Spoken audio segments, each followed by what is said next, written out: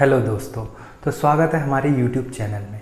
तो आज हम डिस्कस करेंगे कि ये डेटा एनालिस्ट क्या होती है और ये जो डेटा एनालिस्ट को रोल्स एंड रिस्पॉन्सिबिलिटीज़ मिलते हैं इसके बारे में भी हम डिस्कस करेंगे। तो सबसे पहले हम देखते हैं कि ये डेटा क्या होता है।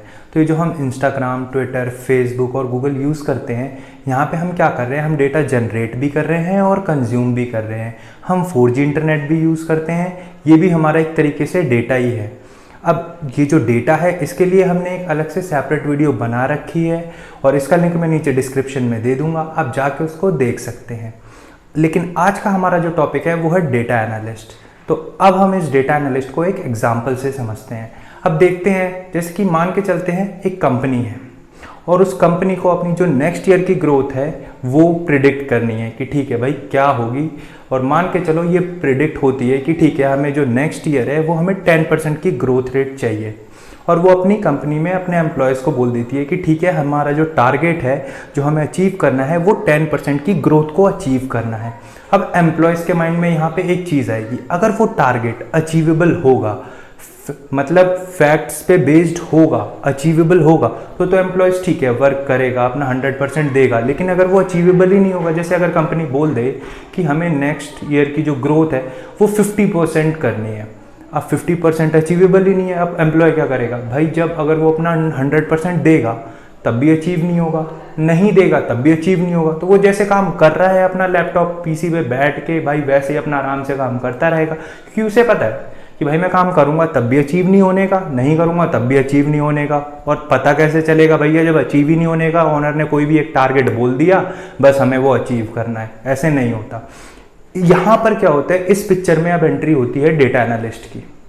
समझते हैं क्या होता है। जो कंपनी का डेटा होता है उस डेटा को जो डेटा एनालिस्ट है वो एनालाइज करता है और उसके बेसिस पे एक रिपोर्ट रेडी करता है। अब उस रिपोर्ट में क्या होता है कि ठीक है भाई इस कंपनी की जो करंट ग्रोथ रेट है वो ये है और जो नेक्स्ट ईयर अगर हमें 10% की ग्रोथ रेट चाहिए तो हमें इन फील्ड्स में मॉडिफिकेशन या चेंजेस करने पड़ेंगे। अब ये इन फील्ड्स का क्या मतलब है, वो हो गए कुछ पैरामीटर्स, जैसे सेल्स हो गया, मार्केटिंग हो गया, या फिर नंबर ऑफ एम्प्लॉयज़ हो गए कंपनी में, बढ़ाने हैं कम करने हैं। ऐसे ही यहाँ पे ये जो डिफरेंट यहाँ पे मॉड्यूल्स या डोमेन हो सकते हैं। अब इसको थोड़ा हम डिटेल में समझते हैं कि भाई क्या चीज़ है ये। तो सबसे पहले यहाँ पे डेटा एनालिस्ट क्या करता है, ये डेटा को गैदर करता है। अब ये डेटा को गैदर कैसे करेगा, तो भाई ये जो कंपनीज के डेटाबेसेस होंगे ये उसके अंदर से डेटा को लेगा और या फिर इसे ये एक्सटर्नल सोर्सेज से भी ले सकता है। अब इसके पास डेटा आ गया, अब ये क्या करेगा, जो डेटा एनालिस्ट है ये डोमेन एक्सपर्टीज से डिस्कस करेगा। ग्रोथ से जो भी रिलेटेड होंगे डोमेन्स, वहाँ पे उनके जो एक्सपर्टीज़ होंगे उनसे डिस्कस करेगा। जैसे कि सेल्स का जो एक्सपर्टीज़ होगा उससे, मार्केटिंग का जो एक्सपर्टीज़ होगा, HR डिपार्टमेंट का, एडमिनिस्ट्रेशन का, ये जो डोमेन एक्सपर्टीज़ होंगे इनसे वो डिस्कस करेगा कि ठीक है भाई कौन सा पैरामीटर कितना इंपॉर्टेंट है, कौन सा कितना इंपॉर्टेंट नहीं है। मीन्स उसको एक नॉलेज होनी चाहिए जिसके लिए वो वर्क कर रहा है, जिसको वो प्रोसेस कर रहा है, जिसके पे वो काम कर रहा है, उस डेटा को प्रोसेस करेगा, उसके बारे में उसे नॉलेज तो होनी चाहिए ना। हाँ, तो वो सबको सारे डोमेन एक्सपर्टीज से डिस्कस करेगा इन चीज़ों को। अब इसके बाद क्या आता है, इसके बाद आता है कि उसके पास डेटा है, उसने डिस्कस भी कर लिया, अब वो उसको करता है प्रोसेस। यहाँ पे डेटा प्री प्रोसेसिंग आ जाता है, डेटा क्लीनिंग, मतलब बेसिकली अगर हम इसे इजी लैंग्वेज में समझे तो जो भी डेटा में नॉइज़ है उसको रिमूव करना, या पे कहीं पे वैल्यूज़ अगर फिल नहीं है, कोई मिसिंग है, कोई छूट गई है तो उसको हैंडल करना। अब ये जब अच्छे से हमारा डेटा रेडी हो जाएगा, सब कुछ रेडी हो जाता है, तो वो क्या करता है, इस डेटा को विजुअलाइज करता है। अब विजुअलाइज करके इसके अंदर जो पैटर्न्स हैं और ट्रेंड्स हैं वो फाइंड करता है।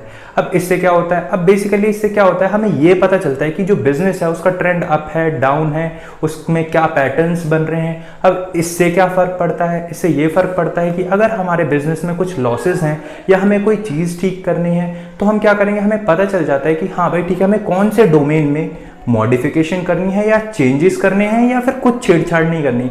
ये हमें इस पैटर्न से और ट्रेंड से हमें बहुत हद तक नॉलेज मिल जाती है। इसके बाद अब क्या होता है, हमने प्रोसेस क्लीन वगैरह भी कर लिया, डेटा हमने डोमेन एक्सपर्टीज से भी डिस्कस वगैरह कर लिया और हमने जो ट्रेंड्स वगैरह भी आइडेंटिफाई कर लिए, पैटर्न्स भी आइडेंटिफाई कर लिए।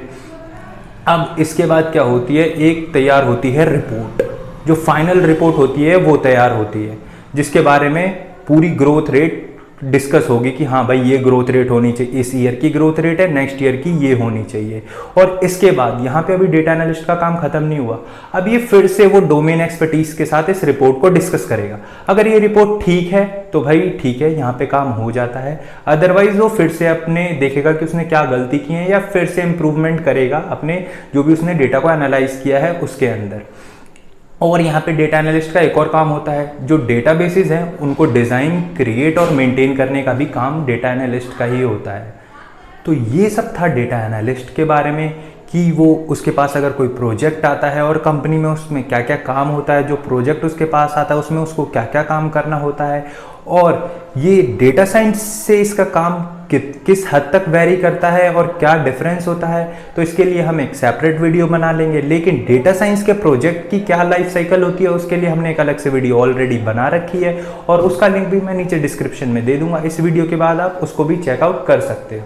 तो आज की वीडियो में यार बस इतना ही। अगर ये वीडियो पसंद आई हो तो इसे लाइक, शेयर और सब्सक्राइब ज़रूर कर देना, और ऐसी ही और वीडियोस के लिए बेल आइकन को भी प्रेस कर देना ताकि जो नोटिफिकेशन है वो आप लोगों के पास जा सके।